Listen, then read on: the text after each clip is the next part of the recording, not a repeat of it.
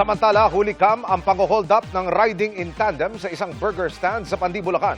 Ang tindera nito, nagawa pang manlaban sa mga suspect. Nakatutok si James Agustin. Mag-aalas 3 na madaling araw nitong July 12 na makuna sa CCTV ang pang-hold up ng riding in tandem sa tindera ng burger stand sa Pandi, Bulacan. Nakipag-agawan pa ang tindera sa mga suspect. Natangay ang mahigit 1,000 pisong pera at cellphone. Kagabi na aresto ng pulisya sa ikanasang hot pursuit operation ng suspect na makikita sa CCTV na pumasok sa burger stand at nagdeklara ng hold up. Natunto ng 24 anyo sa suspect sa barangay Kakarong Bata matapos makatanggap ang pulisya ng tip mula sa concerned citizen. Pumunta kami doon upang verifikahin kasama yung witness at pagdating namin doon ay nakita noong witness namin na ito nga yung back ride na ng hold up.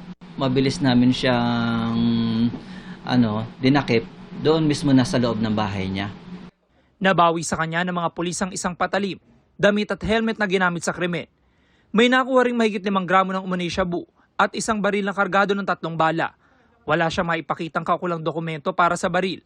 Ginagawa nila itong mga illegal activity na to para makalikom ng pera para pangbili ng droga at pambenta rin. Kailangan madala namin ito sa crime laboratory para sa cross-matching at matingnan kung ito ay na-involve o nagamit sa ibang krimen. Unang naaresto ng pulisya nitong Lunes ang 25 anyo sa lalaking sospek na siyang nagmaneho ng motorsiklo.